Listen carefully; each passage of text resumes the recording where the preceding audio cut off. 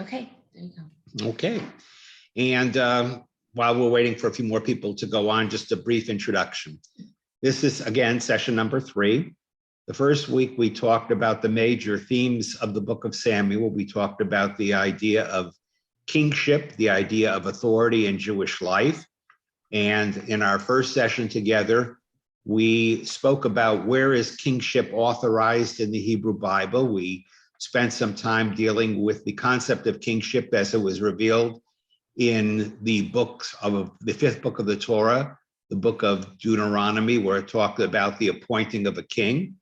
Last week, I tried to give you an overview historically of the period between the time that Moses dies and Joshua becomes leader of the Jewish people, and the conquest of the land of Israel, the division of the land among the 12 tribes, and then a brief history of the next about 200 years during a period of time known as the period of the Judges, when the Jewish people were governed by their local leaders and by certain charismatic figures called judges, who arose from time to time in the history of the Jewish people, usually in a military capacity. The role of the judge was usually to save the Jewish people, save the Israelites from some local enemy, either foreign or local, domestic.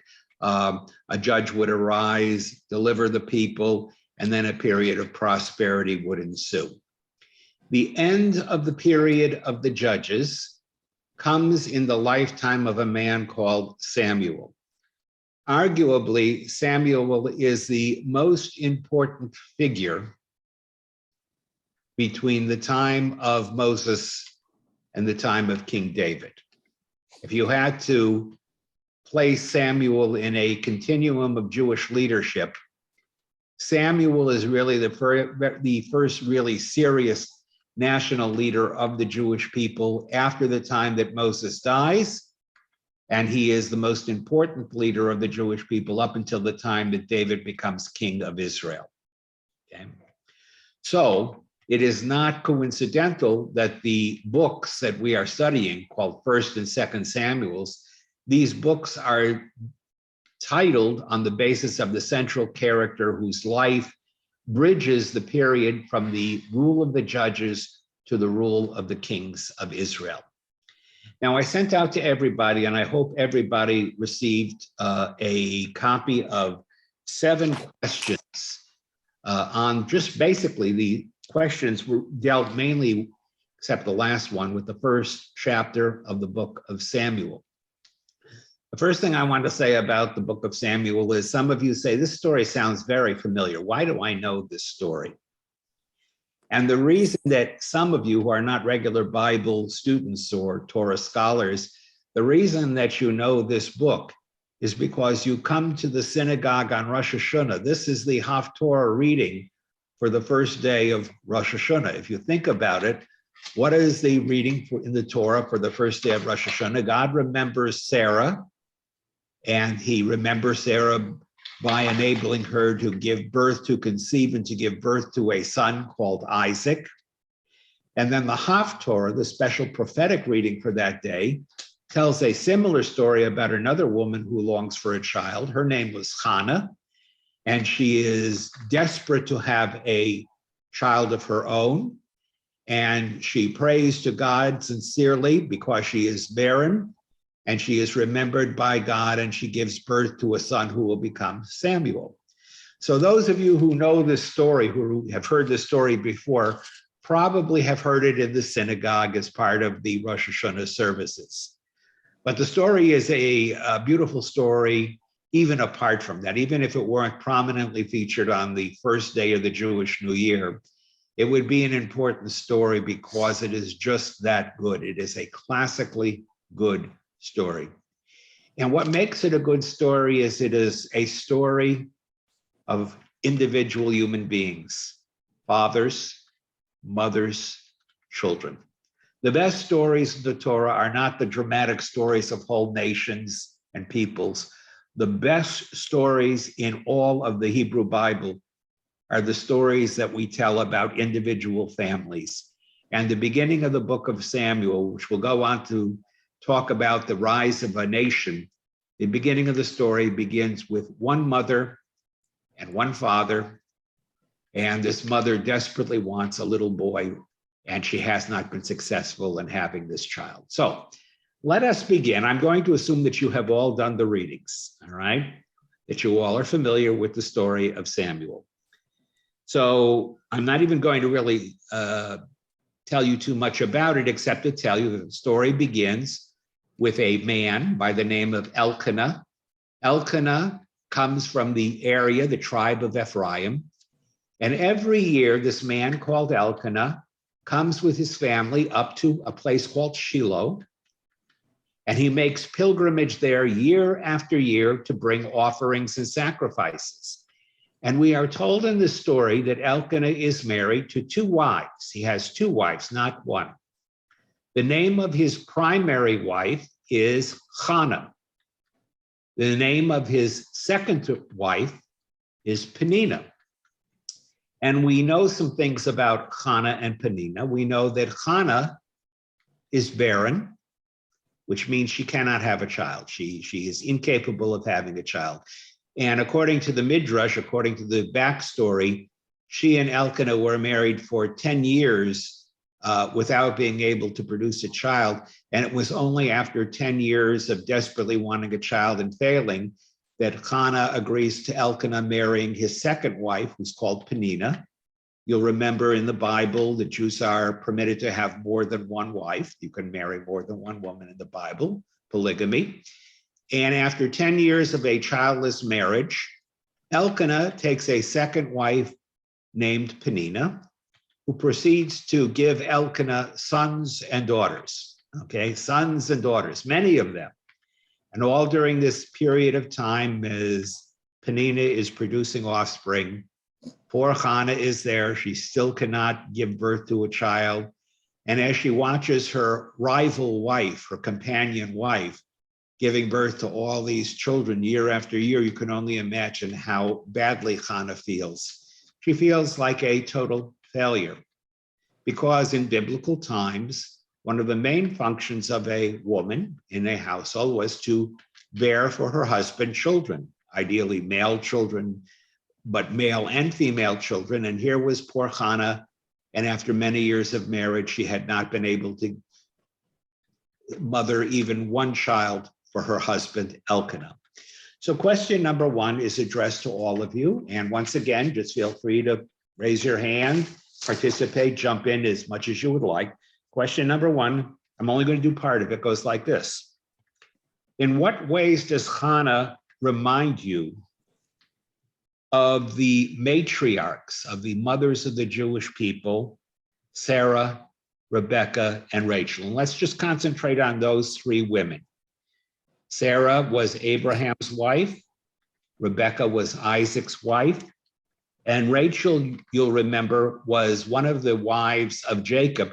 She was the woman that Jacob really loved, and he worked 7 years for her, and his father-in-law tricks him and gives him the sister Leah. So can someone tell me, what are the similarities, or what does Hannah have in common with the biblical matriarchs? Anybody want to start? Go ahead, Joseph. The comparison that I found closest was that with Rachel, because there was the husband married to two wives, but Jacob preferred Rachel, and Hannah is the preferred wife that gets the majority of love, and both have trouble conceiving. And in the case with Rachel and Leah, Leah flaunted and held it over. And maybe I'm reading more into the text than there is there, but I kind of think that the other wife sort of held over, her ability to have children, sort of held it over Hannah in a way that reminded me of Leah and Rachel. Well, there were some bickering. All right. So there is a close parallel, Joseph is saying, between the story of Hannah and her rivalry with the co-wife Peninnah and the rivalry between Rachel and her co-wife, her sister Leah. So you're saying, and the rivalry was a barren woman who could not give birth to any children, and her co-wife, who is popping out children left and right. And one of the wives was preferred or better loved, and maybe the co-wife kind of resented that a bit. Okay, very good. Gail, I saw your hand go up. Go ahead. In the case of Sarah, it was similar as well. She had, Abraham had a second wife that was given to him by Sarah because she couldn't conceive. So that expands on what Joseph said, not just Rachel. And they were all barren, and were all considered righteous women as well. Right. So Gail's point is, for all of these women, for Sarah, for Rebecca, for Rachel, and for Hannah, all of these women were barren. Now you begin to see a pattern here. What is the Bible telling us?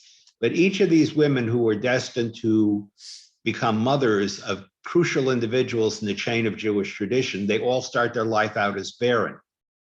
And as Gail adds to what Joseph said, not only did Rachel have a co-wife or a adversary in the person of her sister Leah, but you'll remember, Joseph, that when Sarah, after a period of being barren, couldn't give birth to a child, she gave Abraham her handmaid Hagar. So she also had an adversary, all right? So in each case, you have a barren woman, Sarah, Rachel, Rebecca, Rachel, Hannah.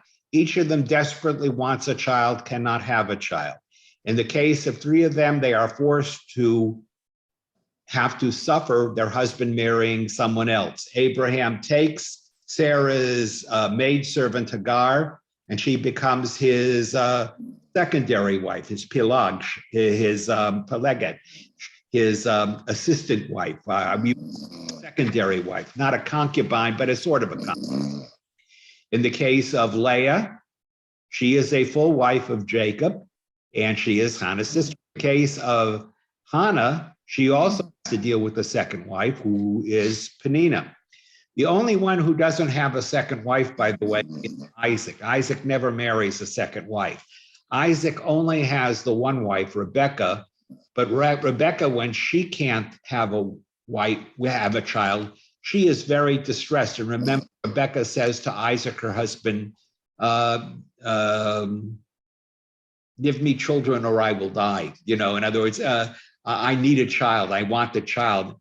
And Jacob prays for her, but there's really very little else he can do. All right, so we are dealing with women, all of whom are barren.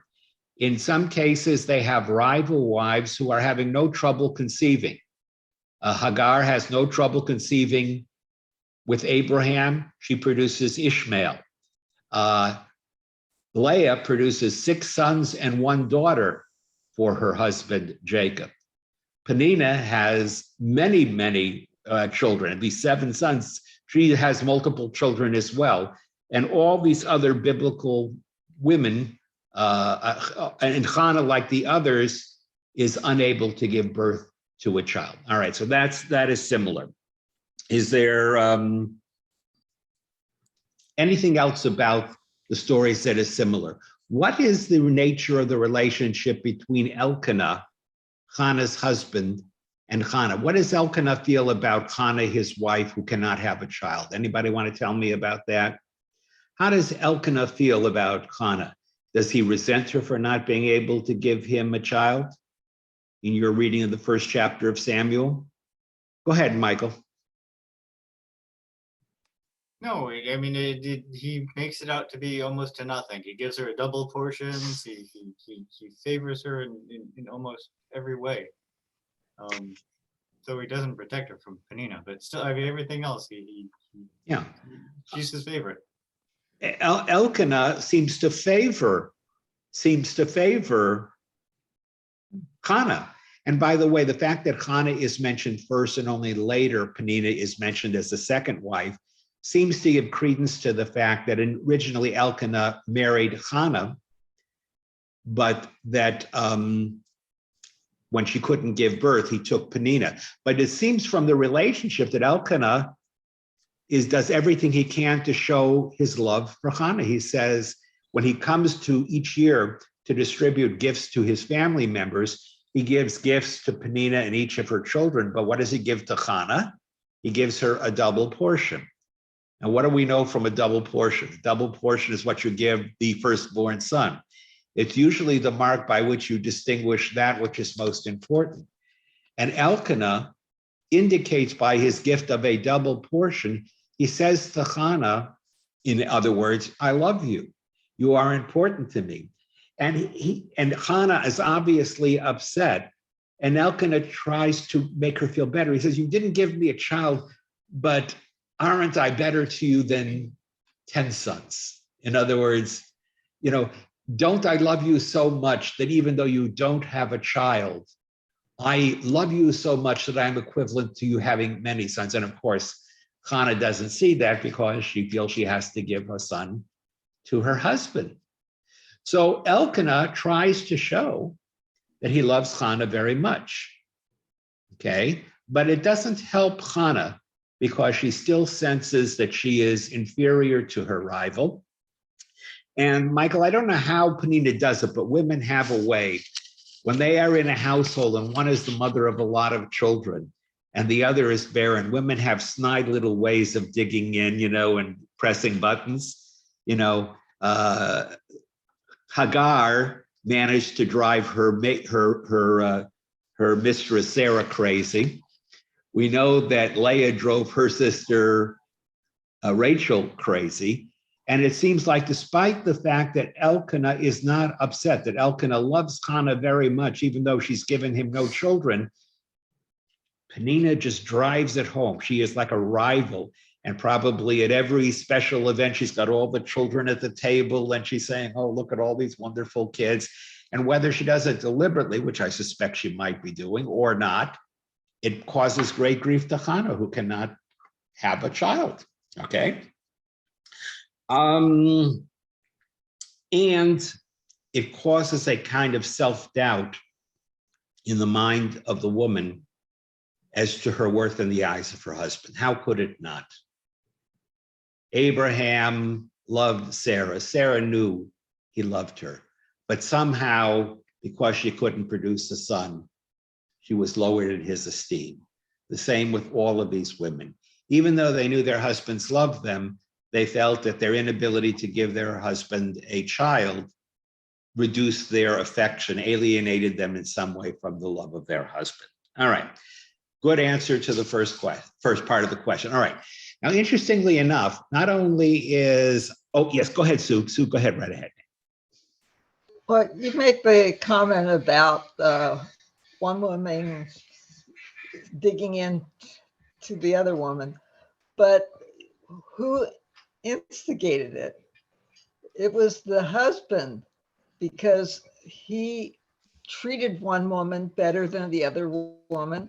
And so naturally she was trying to do what she could to elevate herself. So you can't put the blame on the woman. I can't blame Hagar and I can't blame Leah and I can't blame, in other words, look, Hagar knew Sarah was the main wife. Leah knew that Jacob always wanted to marry Rachel. She knew she was the second wife, and she knew that no matter how many children she produced, she was never going to be loved by Jacob the way he loved Rachel. So what Sue was saying is, let's not free the man from responsibility here. Let's not try and take the blame away from the men here, even though they tried to let their wives know they were important. Merely by taking another wife and by creating the condition where there was this rivalry, the men bear some responsibility as well. Go ahead, Esther. In those days, didn't they consider a wife that did not have a child being cursed? A wife that's barren being cursed? Yes, they did. The traditional understanding was if for some reason a woman could not give birth to a son, especially if there was a co-wife or another woman who was capable of bearing children, that it obviously wasn't the fault of the husband. The problem lay in the mother. And if that was the case, they didn't know about biological issues and whatnot and fertility. The assumption was that God had closed the womb, had prevented the woman from having a child. And the assumption was there was some defect in the barren woman that prevented her from having a child. So in addition to everything else, the woman who couldn't give a child to her husband had to deal with the stigma of being somehow unworthy of the husband that she had. You're right, Esther. So that added to the problem too. Jerry, go ahead. Rabbi, I'm remarking regarding the women's attitude toward their husband in showing appreciation to the husband, and then by extension, showing a spiritual appreciation to the greater husband, God. And the fact that these women also had an appreciation for, let's say, a sacred vow, as we're going to see tonight with Hannah in keeping her word. Yeah, Jerry, the assumption that there was something amiss in them would lead these women to try and do what they can do to correct the situation. In the case of the prayer of Hannah, we're going to see that Hannah prays to God in Shiloh, and she even tries to enter into an arrangement, make a deal with God through a vow which she makes. But you are correct. Hannah, perceiving the problem to be in her, attempts to rectify the problem through this prayer that she makes to God, saying, in essence, God, if you will only give me the privilege of being a mother and giving my husband a child, then I will lend this child to you, whatever that means. That child will be devoted to your service throughout his life. So yes, it is an attempt to correct their status, both for their human husband, but also, as you put, for the divine husband, asking God to make them worthy of giving birth to a son. Okay? Now, we see that the situation, and it's very similar in all these women's cases. I think there's a similarity between one more woman and Hannah. I saw a connection, and I don't know if any of you did. Maybe I'm going a little far afield here. Did any of you see a connection between Moses's mother and Samuel's mother, between Hannah and Moses's mother? Go ahead, Gail. Did you see any connection or tie between those two women? I did, Okay. because when Moses's mother sent him away, she had no way to know that she would ever see him again. She sent him away to save his life, but she had no way of knowing that he would be saved by Pharaoh's daughter and that she would be his wet nurse. And Hannah, basically, after he's weaned, sends her son to stay in Shiloh, knowing that she may never see him again or never not have him as part of her life. And for the same period of time. Remember that Moses's mother only has him until he's weaned. Remember, he only remains with his mother until the time that he is weaned. After that, he is taken to the court and Pharaoh's daughter raises him, which means he probably spent 2 to 3 years with his birth mother. The same is true with Hannah, because once she has a child who she has vowed to give to God, she says to her husband, let me wean the child, let him remain with me while he is an infant. And when he is weaned, I will give him to the Lord. So in a sense, both Moses, in a very strange way, and Samuel are dedicated to a life of service to God, and their mother only sees them for a brief period of a couple to a few years while they're being weaned. I thought that was very interesting. Yes, go ahead, Esther. Now, I just wanted to say, when I read the question, you asked Moses and Samson. Yes. Well, Not Samuel, but Samson. Samson. And there is another relation of Samson too. And as long as you raised it. I think they were both Nazarites. No, not There. Moses. Never. Very good. The other woman I mentioned, so Moses and Moses's mother and Hannah both raise their children in their infancy, but they both give them over to someone else who will take over their education afterward. Okay. Moses' mother gives Moses over to Pharaoh's daughter, and gives her son Samuel over to To the, Eli. Okay. Let me see. Okay, I'm just checking. All right. Michael, go ahead. I was just wondering, was that a common thing at the time for parents to give their children to the priests, or was this a unique thing? I mean, were there many children that served in Shiloh? No, it was quite exceptional, not even rare. It was almost never the case. We do not have a situation in Judaism where parents turn over their children to serve the priesthood or to serve a sacerdotal function. This is not the case in Judaism. A parent has a child, the child belongs to the parent, and the child is not turned over to the clergy or to anyone else to raise for them. The unique thing about Moses and Samuel is that they are the grave exception. They are there are only a few children who ever leave the domain of their parents and are raised by someone else. So that is unique. Yes, Joseph. I remember in Exodus, in the Passover, the night that the angel of death comes to take the firstborn of Egypt, wasn't there in that text that says, and for my people, for the Jews, your firstborn will be given to God? I thought that was then common, that the firstborn of the family would be given in some way to God's service. Yes and no. It didn't mean that they were raised by the priests or anything like that. It just meant that in the era before there was a formal priesthood, the Kohanim in Israel, it was usually the right of the eldest son to serve in the function of the priest of the family, not as a vocation, but in that kind of general position. But no, the firstborn was raised in his family. It wasn't like, I think in Catholicism, the firstborn son became the inheritor of the manor. He took over his father's feudal possessions.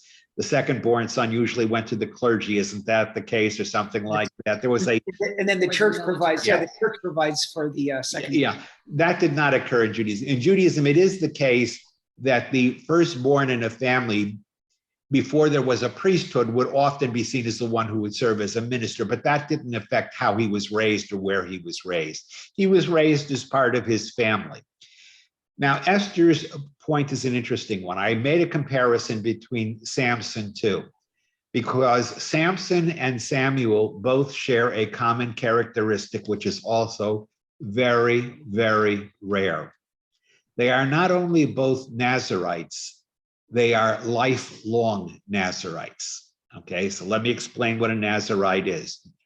A Nazarite is a child who is dedicated to the service of God from his youth, and a lifelong Nazarite is a child who is dedicated to God from before his birth, from the time before his birth, all the way to his death.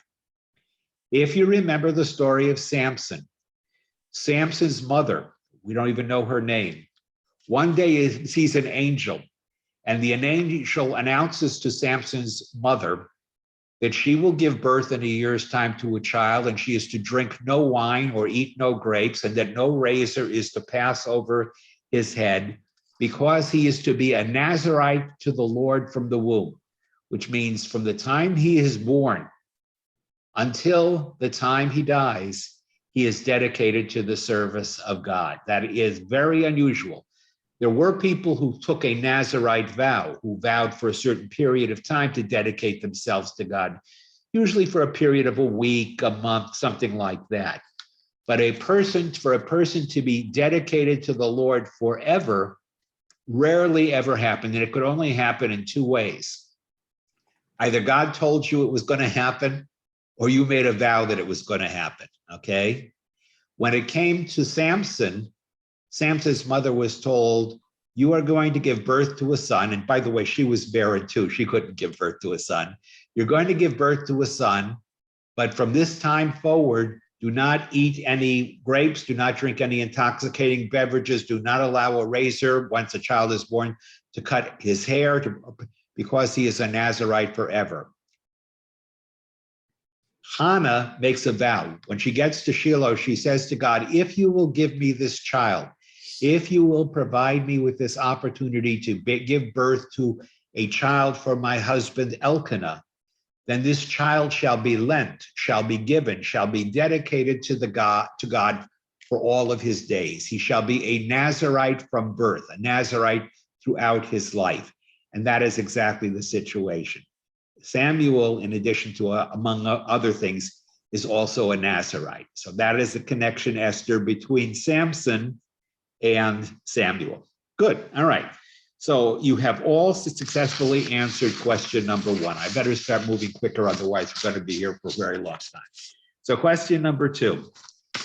We are told that each year, this man Elkanah and his family, his wives and his children, would make pilgrimage to a place called Shiloh, where they would present their yearly sacrifices. Now, not all of you have studied with me previous books of the Bible. Those of you who have, would someone like to explain to the rest of the group, why was Shiloh special? What made Shiloh special? And what made it a place of pilgrimage for all the various tribes of Israel? Would someone like to explain that to me? You have to know the story of Joshua and Judges.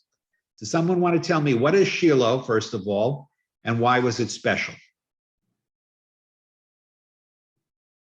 Okay, so let me see if I can find different people before I call them the same people again. Larry Burns, go ahead, Larry.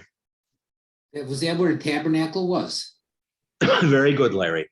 Shiloh was the city, the town, the village, whatever you want to call it, was the location of what Larry calls the tabernacle. We call the tabernacle in Hebrew the Mishkan.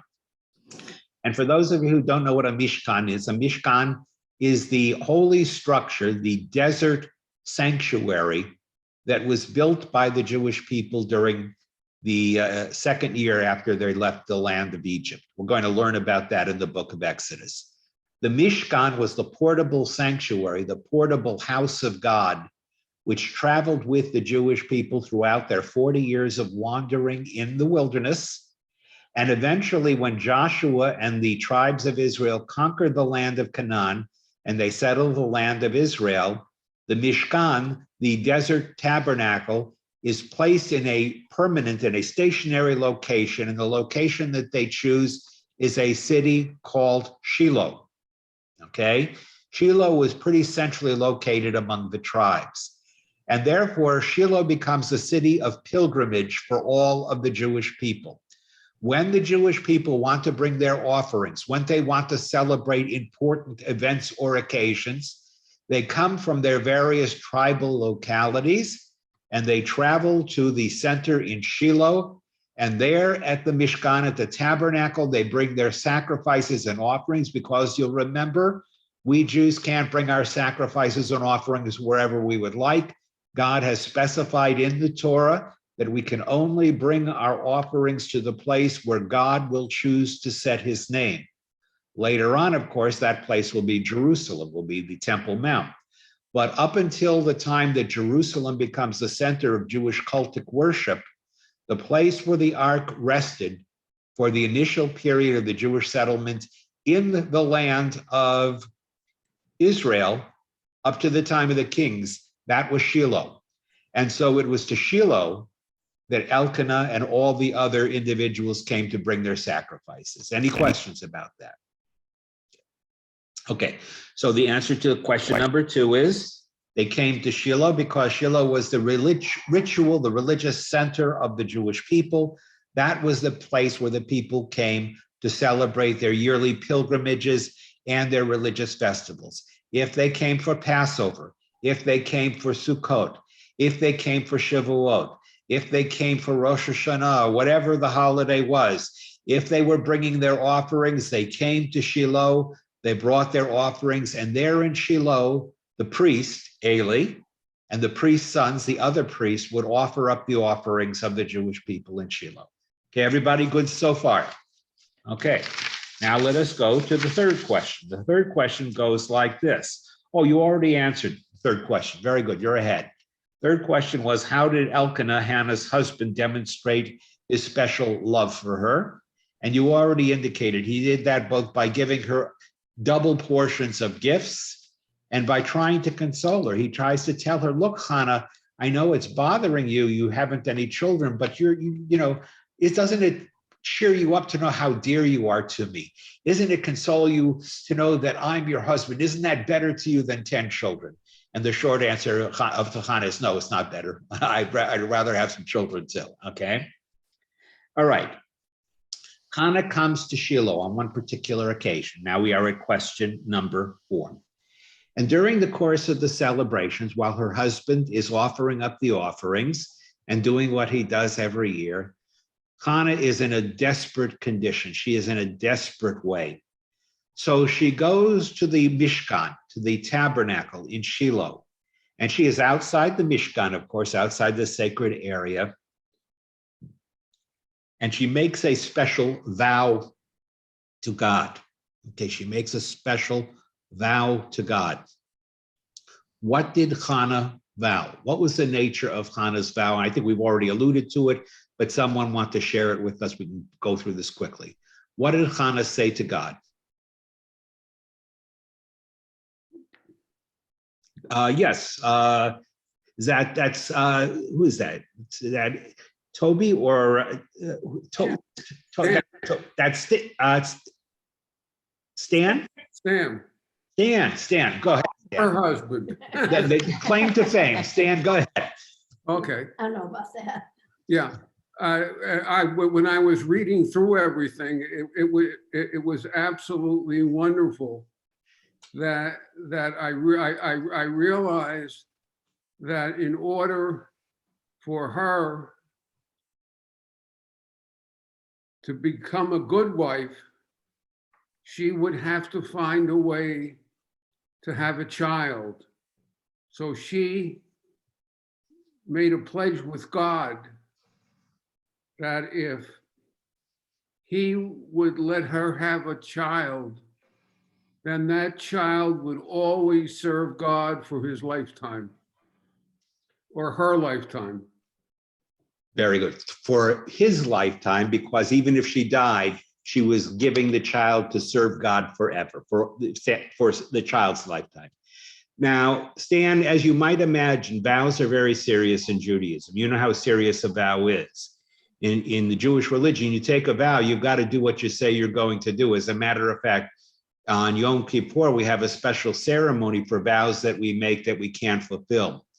For Hannah to take this vow was a very serious business. When you vow something to God, you are making it's more than a promise. It's more than a commitment. It is like a guarantee. You are using God's name, invoking God's name. You are taking an oath to give what you are giving or devote what you are doing to God. So when Hannah goes and she says in her prayer, God, if you give me this child so that I may find favor in the eyes of my husband, if you will give this child to me, I will repay you for this gift. Even though I would love to be his mother and raise him and everything, the child shall be devoted to your service forever. I will devote him to your service. Okay? Now, by the way, Hannah, when she makes this vow, she makes it very quietly, and I'll tell you why she makes it very quietly. In Judaism, you can make a vow, but the rule about a woman is if a woman makes a vow and her husband hears the vow and he doesn't like it, he can annul it. Did you know that? In Jewish law, a woman, if she makes a vow on her own behalf, if she's living under the authority of her father and the father doesn't approve of the vow that she makes, the father, when he hears it, can say, that vow is not going to stand. My daughter cannot be bound by that vow. And the same is true with a wife. If a wife is living in the household of her husband, is living with her husband, and she makes a vow for herself, if it affects at all her husband, he can disallow it. That is why Hannah's vow was made privately, because no question about it, if her husband Elkanah had heard the vow, if I have a child, I'm going to devote him to God's service forever, there's no question that Elkanah would have opposed that. He wouldn't have wanted to give up his son, right? So when Hannah makes this vow, we are told that she speaks quietly.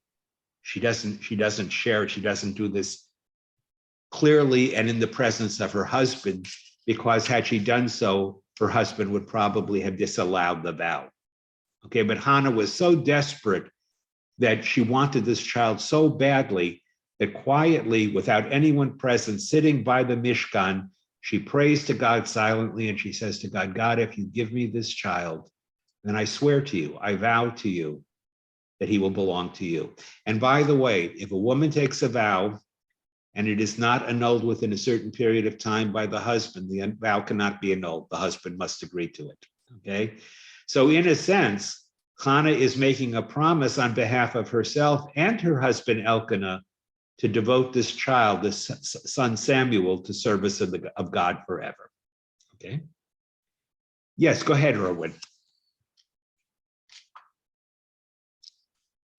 So what's interesting is that she wants a child so badly, but she doesn't want the child in order to benefit her. She really wants the child to, oh, there you are. You jumped around. Yes, I know.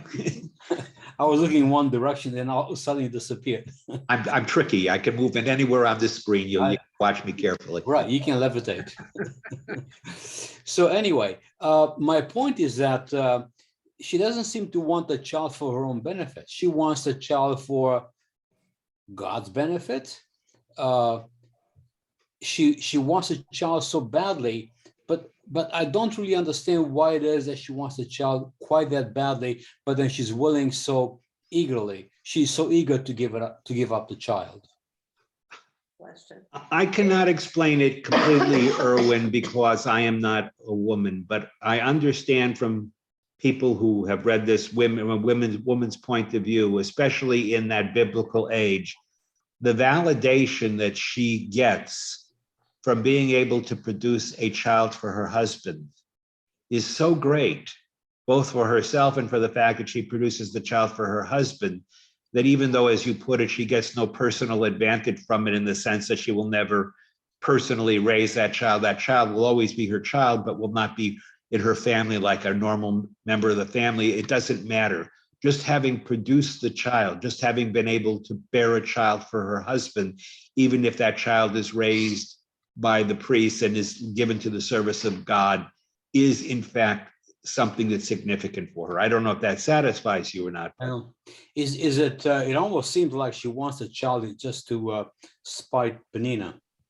I don't think it was spite. I mean, first of all, to have one child to spite Penina, Penina had a lot of children. By the way, the end of the story, for those of you who don't know, the end of the story is Hannah ends up having a lot of children. So if you read the end of the story, it's like once she has Samuel, once she's able to bear children, she suddenly turns into this very fruitful woman, and she has many, many other children.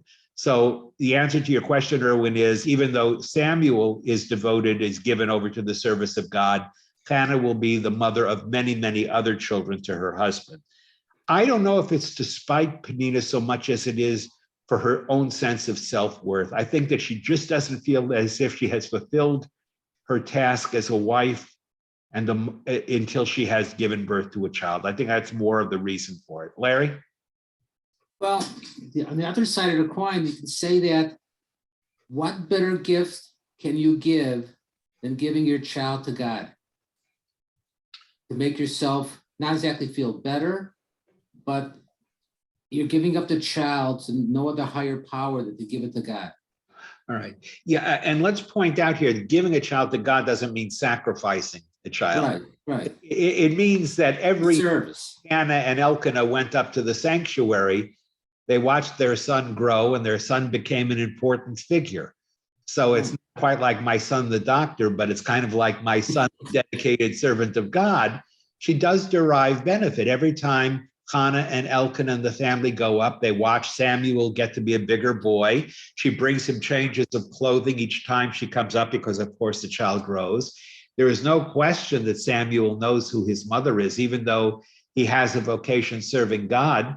It's clear that he has a relationship with his mother. So it is the case that Hannah still derives some motherly pleasure from the fact that her son is prospering, and she will live, by the way, to see her son become a famous judge and a famous leader and a famous religious figure in the life of the Jewish people. So it's not as if she won't derive some blessing from that. It's just that she won't have the opportunity of buying him his first pair of roller skates, and she won't get to see him start his first day of school. In other words, it won't be like he was raised at her family. It's like he went away to boarding school at a young age and was there for a very long time. But she does derive benefit from being able to have this lifelong relationship with her son, Samuel. All right. So let us continue on. Oh, go ahead, Sue. Go ahead. You have the next one. Seems that even though she made a vow for herself, she also made a vow for her son, because he didn't have a choice in the matter. He's got to be a Nazarite all his life. Yeah. Because of his mother. Yeah, usually people who make vows end up regretting them. Those of you who studied the book of Judges with me know that there was a man called Yiftach. And Yiftach was a judge, he was a military leader, and he makes a stupid vow. He's about to go off to war, and he says to God, God, if you give me victory, I will dedicate to you, meaning offer up to you the first thing that comes out to greet me when I return home. And tragically, it's his own daughter, okay? Usually you do not sue, you do not make vows. Vows never end very well. Even though they're made with the intent of being pious and they're made for good purpose, usually you open your mouth and you make a vow, because a vow cannot be taken back. If you make a vow is serious. Now, it's especially serious in the case of Samuel, Sue, because in the case of Samson's mother doesn't take the vow. She is told by God that Samson is designated as a Nazarite. He has no choice. Sue is saying, all right, how can this vow taken by Hannah apply to her son? Can he revoke the vow? And the simple answer, Sue, is no, he cannot. We don't hear that Samuel regrets the vow. He never goes back and says, why the heck did my mother ever lend me to God? He never throws it up in Hannah's face. He never seems to denounce his mother for giving him to God. But the truth of the matter is, this is a very unusual vow. Usually when you vow yourself. I vow the next month to serving God in this way or that. I vow this or that to God for a period of time. The vow is always a personal vow. You cannot, generally speaking, vow someone else. That's not allowed. But in this particular case, with the story of Samuel and the deal that Hannah makes, she doesn't make it with a person, she makes it with God. She essentially says, God, if you give me this child, the child will belong to you. It's hard to see how either she or her son can get out of the vow suit. It looks like this is one of the rare cases where Samuel, her son, is bound by the vow. Jerry, go ahead. Rabbi, in the translation I'm using, the New International Version, Yes. it says that give her a son. So, in other words, what if she had a daughter, but she didn't? She specifically had a son. That was her desire, was actually for a son specifically.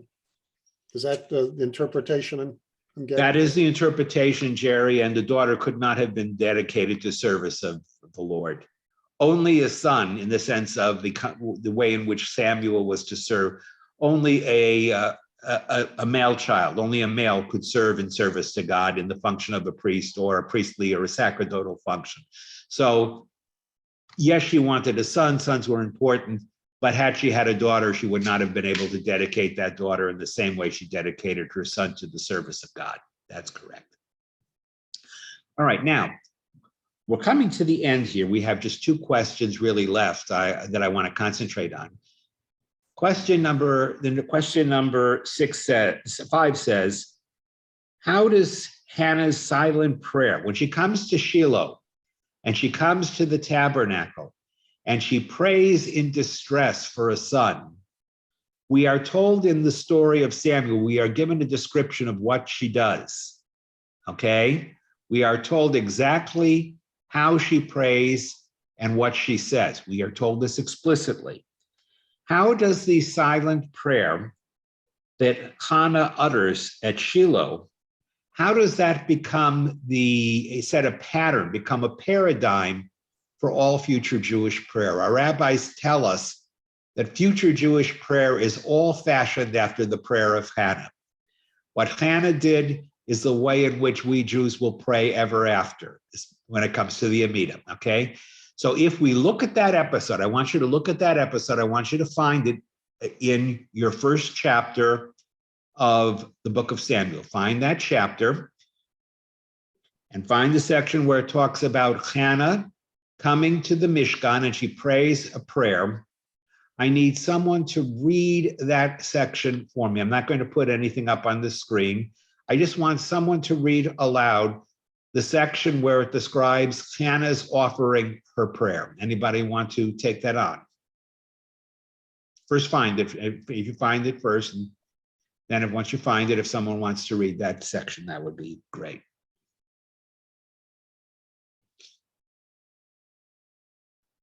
Joseph, you got it? All right. Then Joseph, if you would, please read that whole section for me. Okay, I think it's verse 13. Now, Hannah, she spake in her heart. Only her lips moved, but her voice was not heard. Therefore, Eli thought he had been drunken. Okay, and that's it. That's the portion. Now, you may think to yourself, well, that doesn't tell us too much, but those few little verses tell us what you need to know about Jewish prayer. So let's take it as Joseph has read it, one section at a time. I'm going to repeat just what Joseph said, and you're going to tell me what it means and how it indicates the future pattern for Jewish prayer. It starts off by saying, now Hannah was speaking in her heart. What does that tell you about prayer?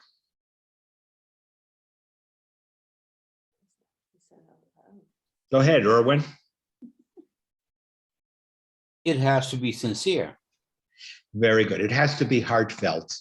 If you're just uttering meaningless words, if you're just going to a ritual formula and you're saying a formula and you're not thinking about it and it is not heartfelt, it is not genuine prayer. I mean, I don't have to elaborate.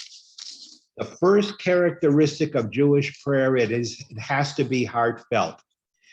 As many of you know who go to services, who have gone to synagogue services, there seems a lot of times when Jewish prayer seems to be pretty much by rote. You're saying the words, you're saying the blessings, you're going through the service, you're falling asleep. I don't know, whatever you're doing, but it seems like you're not really feeling it.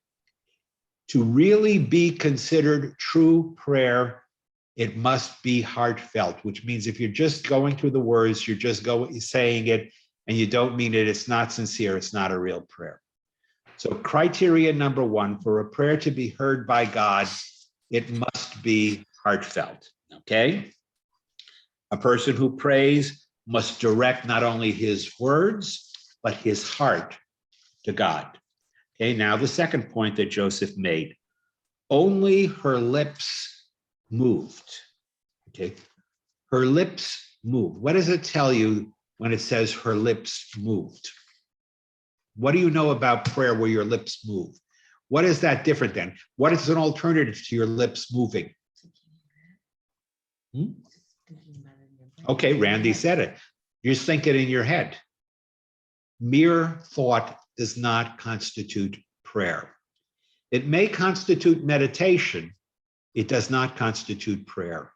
Prayer involves vocalization. It involves enunciation. You must say it with your lips. It is not enough merely to think it or to intend it. You must actually enunciate, or you must declare it. One who prays must pronounce the word with his lips. It is insufficient just to think the words. One must actually elucidate them. I'm sorry, whose hand? Carol. Carol, go ahead. Sorry. Carol? If that is the case about being heartfelt and you have to say it, then why are so many prayers in Hebrew only? I mean, you know, when I was a kid, I went to Hebrew school. I learned the Hebrew. I didn't know what I was reading, but I was reading it. So what point was that? Shouldn't it be then in the vernacular, in the Okay. language that you know?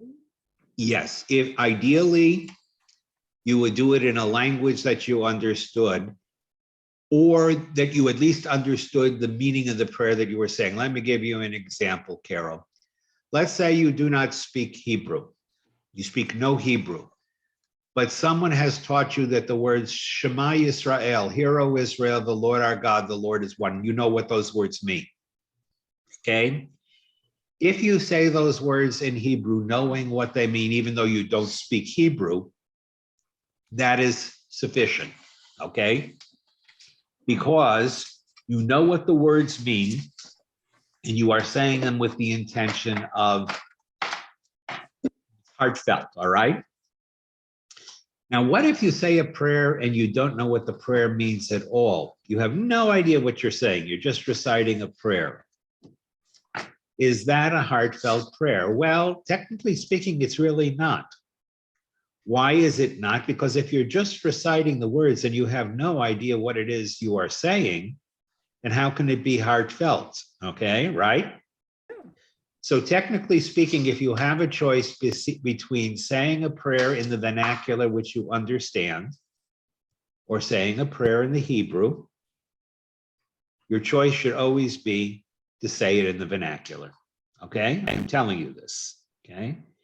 If your choice is to read the prayer book in English and understand what you're praying, or read the prayers in Hebrew without understanding what you're saying, your choice is always, first choice is read it in English, okay? Now, Hebrew is an important language. When you join with Hebrew, you join the congregation, right? Carol, I would say that probably when you went to synagogue, there were certain prayers that you didn't know the meanings for, but you learned to sing them because the congregation sang them. Is that correct?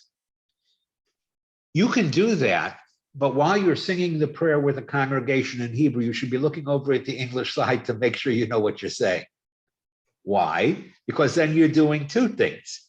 You're saying it in Hebrew, and it's always better to use God's local language. God really likes Hebrew. So if you can join with the congregation and sing it in Hebrew, no, seriously.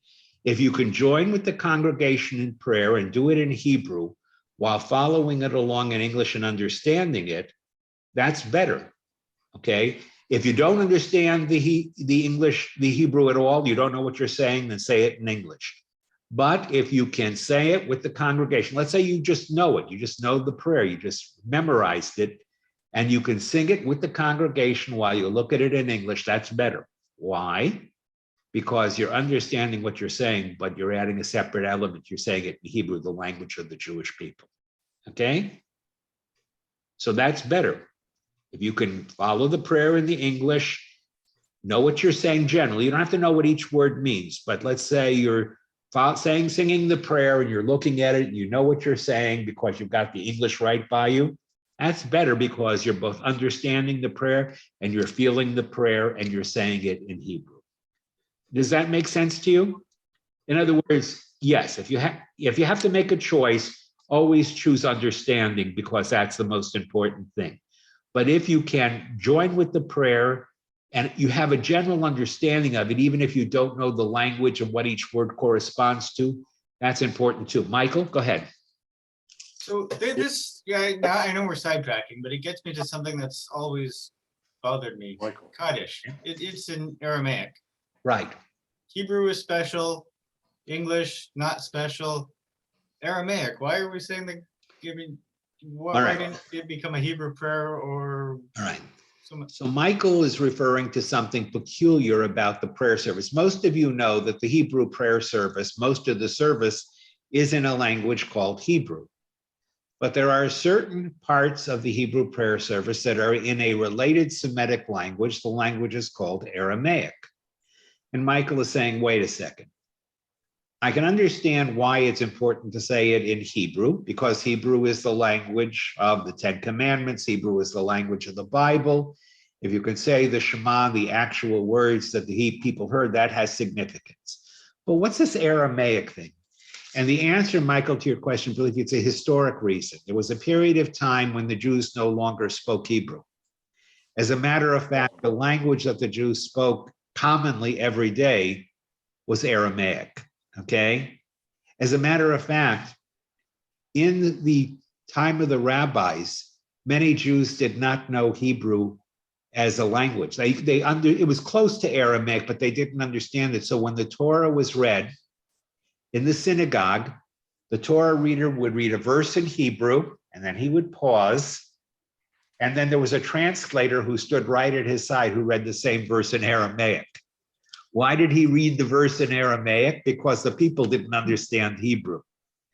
So the question that you're asking is, why did they say the Kaddish in Aramaic? Because the Kaddish was supposed to be said by the worshipers, because that was the language that the people understood. They did not understand Hebrew. Okay? We were really bilingual. We understood Hebrew, we understood Aramaic, and Hebrew was kind of the lingua franca. It was like Latin. It was the language of the intelligentsia, of the learned. People studied the Bible in Hebrew, but in their day-to-day conversations, I guarantee you, Jesus never spoke Hebrew. Jesus and the Jews of his time spoke Aramaic.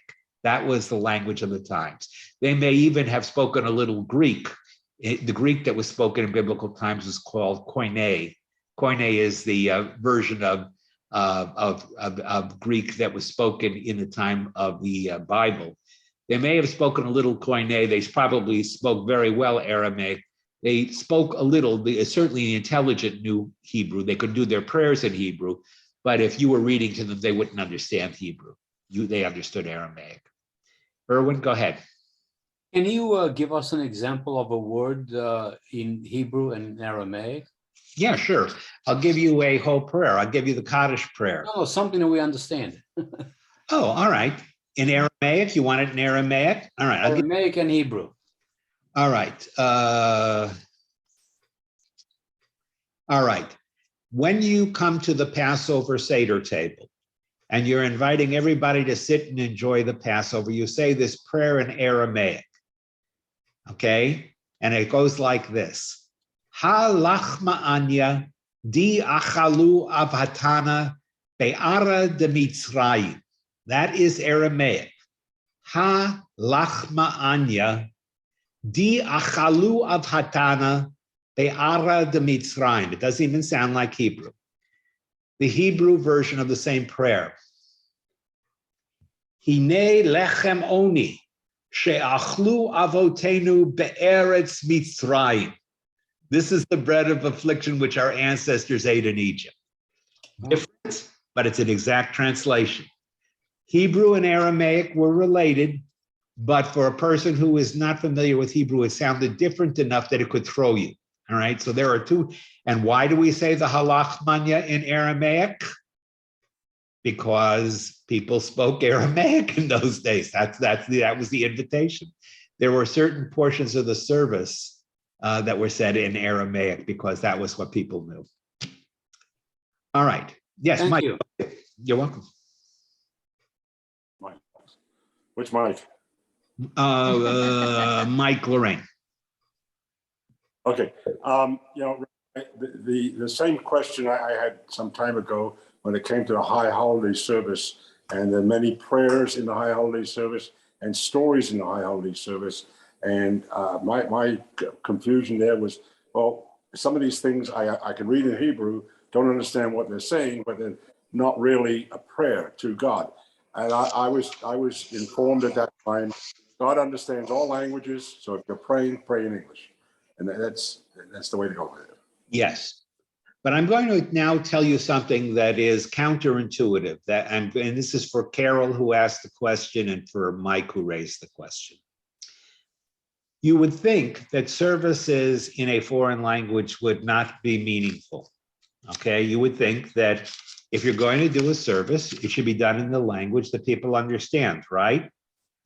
But you ask people who grew up with a Latin mass, when they went to English, do you miss the Latin mass? And they say, yeah, we miss the Latin mass.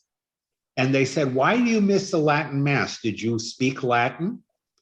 And they said, no, but there was something mysterious. There was something about hearing the liturgy in Latin that just transformed me. I didn't understand what was being said. In nomine Patriae, Filii, Spiritus Sancti. I didn't understand what was being said, but there was something majestic about hearing the Mass in Latin. Well, the same thing is true of Hebrew. I know people who say, I go to the service and the Reformed service, it's all translated into English and I understand it, but I'm missing an element. I like, even though I don't always understand it, there's something about hearing the Hebrew, about hearing the cantor sing this Hebrew melody. I don't understand what he's saying, but I hear this melody and this foreign language and it transports me. It lifts me up. A service, even in a foreign language, can transport you even if you don't know what's being said. So in answer to your question, Mike, I'm sure you've had the experience where you've heard the cantor do Kol Nidre. You may not understand Kol Nidre. And by the way, Erwin, Kol Nidre is in Aramaic. It's not in Hebrew, okay? Kol Nidre is not in Hebrew. I didn't know that. Yes, Kol Nidre, Kol Hanidarim. And it's said in Aramaic because the people understood it. When you hear the cantor sing Kol Nidre, it would not be the same. Even if he took those words and sang them to English, Carol, wouldn't mean the same thing. You got to hear them, Kol Nidre ve'asore. There is something about hearing the service in its authenticity that is meaningful. And so that, Mike, is my answer to you. My answer is, yes, it is important and central to understand the words. But even if on occasion you're listening to a service and you don't understand everything that's being said, there is something majestic about being in an environment where even though you don't know the words, it lifts you up, if you know what I mean. Okay. Great. Jerry, go ahead. Rabbi, I don't mean to get on a tangent, but if you would just entertain this just for a moment. So regarding the Aramaic, if Yes. I remember the words, my God, why have you forsaken me? Yes. Went something like Eloi, Eloi, lama sabachthani. Yes, Is that that's Aramaic. That was probably the words that were inscribed, or that would have been traditionally the words those are the words that traditionally would have been said by Jesus. The words originally are not Aramaic at all. It's from a Hebrew prayer. But because it would have been recited, it could have been, he could have recited the Hebrew. It comes from the book of Psalms, but he could well have recited it in Aramaic. That's what you're getting there. That's an Aramaic phrase. Thank you for explaining that. Oh, you're quite welcome. Now, let me say one other thing, just to get back to Hannah for a moment. It says that she moved her lips. You must move your lips, but it says something else too. Her voice was not heard. And this is another element of Jewish prayer. In the service, it is forbidden, generally speaking, to raise one's voice in prayer. Now, that doesn't mean in prayer in general. It means the central prayer, which is called the Amidah. The Amidah, which is the essence of prayer, can be recited. You articulate the words with your lips, but you do not say them loud. Why do you not say them loud? Because you interfere with the concentration of your fellow worshiper. We learned this from Hannah too. It says only her lips moved, but her voice was not heard. It is forbidden in Jewish prayer during the Amidah, during certain sections, to audibly raise your voice or to do anything demonstrative that takes concentration from others who are praying around you. If I start, calling out aloud, hallelujah, or saying all these kinds of things, or start talking in tongues, which we don't do in Judaism. This is not Jewish prayer. Not only is it not Jewish prayer, it's not allowed, because specifically prayer is between the worshiper and God. One has it, it's sincere, it's in his heart. Number two, he articulates it. It's not just in his mind, he says it with his lips, but it is said quietly and privately between the worshiper and God. That's the third part. And then finally, the fourth part, we're told that Eli thought she was drunk because he sees this woman moving her lips and she's not saying anything. And the fourth rule of prayer is a person who is drunk is not supposed to pray. Okay, that is the fourth rule that we have. If you are overly intoxicated, you are not supposed to pray. You are not permitted to pray because you are incapable of properly concentrating, and you are not treating prayer with the seriousness that it deserves. So the fourth rule of prayer is, in addition to it being from the heart, in addition to it being articulated with the lips, in addition to it being quiet, so as to be private between you and God and not to influence others, you're supposed to be in a sober and serious state of mind when you pray. You are not to be filled with levity. You're not to come in from the gym laughing and doing silly things while you pray. A person who gets up and does that is being disrespectful. There was a custom in Congregation Beth Shalom that when they did certain prayers, the kids would sing them to camp melodies. And they would do all these silly things like make noises and hoot and whatnot. And I remember the director of the camp at the time, his name was Rabbi Walter Ackerman, alav shalom, used to tell the campers, this is disrespectful. I know you're doing it to create enthusiasm and whatnot, but you don't turn prayer into a game. Prayer is not an opportunity. You want to sing songs. There are appropriate songs that you can sing for the purpose of developing spirit, ruach, we call it. But don't turn prayer into a song. Don't turn prayer into a game. When you come to pray, you should be coming with serious intent, not levity, not mockery, not anything else. It should be serious. Prayer has to be serious. You have to be serious. So all of these characteristics characterize Jewish prayer. And if you go to a prayer service, you can have beautiful melodies. And in many, many synagogues, the cantors sing beautifully. They have beautiful voices. In many synagogues, the congregation is invited to chant together with the cantor, to sing along with him. You can do all of that. But when it comes to certain parts of the service, the central prayers, the Amidah, the silent devotion, that you do with seriousness and devotion. You don't turn it into something, you don't make a joke of it, you take it seriously, okay? So that's what you all have learned from Chana. Chana has taught you this lesson. Isn't it interesting that a Jewish woman has taught us the lessons of Jewish prayer? By the way, I'm not telling you this. This is what it says in the Talmud, in the tractate Barachot, the Talmud in chapter in Barachot 31a derives all of these rules of Jewish prayer from the story of Chana. There's just one more question I want to ask you, and then we're going to stop for the evening, and that is, what is the significance of the name that Chana gives her son?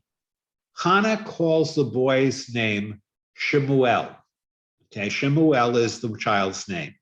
I, of course, have a special fondness for that name because my youngest son's name is Shmuel, okay? But the question is, what does the name Shmuel indicate? And you have the answer here because Chana tells you why she calls him Shemuel. Would someone like to find the passage and explain to me what the name Shmuel means? What is the derivation? What is the meaning that Chana gives to the name that explains why she named the child Shemuel? Go ahead, Gail. Okay, it's verse 20. And it says, and it happened with the passage of the period of days that Hannah had conceived and she gave birth to a son. She named him Samuel, for she said, I requested him from Hashem. And I also read that it means God hears. So God heard her Yes, you can say that it has it, but the interesting thing is, then it shouldn't have been Shemuel, it should have been Shemael, because the word for here is Shema. So if it was from the word God hears, it would not have been Shemuel, it would have been Shemael, which is a different name. Now, God did hear Hannah's prayer, that is correct, but that's not why Hannah names him Shemuel. She says she calls him that because she has asked for him. She has asked God for him. The word for ask in Hebrew is sha'al, she'elah, sha'a be'el. In other words, what she is saying is, I have asked for him from God. She calls him Shemuel because sha'al me'el, I asked for this child. I asked God for this child. Okay. In other words, this is the child I requested. This is the child God has given me. God has heard my request. He has given me this boy. This boy's name is Shemuel. So it means really, in a sense, the same thing. Hannah understands that the gift of her son is in response to her asking God for this blessing. God hears Hannah's request. He hearkens to her request. He gives her this child she has asked for. And the child who she has asked for, she calls Shemuel. And it's a beautiful, beautiful ending here. The great Rabbi, the Radak, says it is a contraction of the phrase meaning asked from God. Not that God hears, but this child was asked from God. This was the child that God was asked to give, okay? In other words, what Hannah is saying is, I asked God for this child. I am now returning my child to God because I devoted him to serve God all his life. This is the child I asked for. This is the child that God has given me. This is the child who I have devoted to God's servant. This child is Shemuel. Beautiful, beautiful. All right. All right. And with that, we're going to end for the evening. Does anybody have any questions, observations? Okay. Go ahead, Gail. I'm sorry. Well, when we were discussing what all these women have in common, it's not just that they were barren, although I guess Jochebed was not barren, Moses' mother, but they all conceived through either divine intervention or there was prophecy involved. So, I mean, anyone, you know, I mean, I had issues of fertility myself, so I understand it a little more than some, but these women either were too old. Sarah, Moses's mother, was, I think, 130.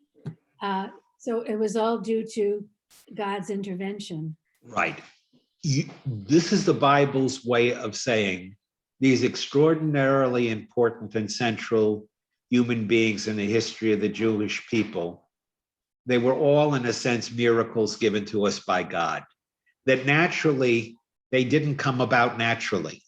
That none of their mothers produced them just in the normal course of affairs. In the case of Sarah, Rebecca, Rachel, Hannah, these were all women who had given up hope of having children naturally.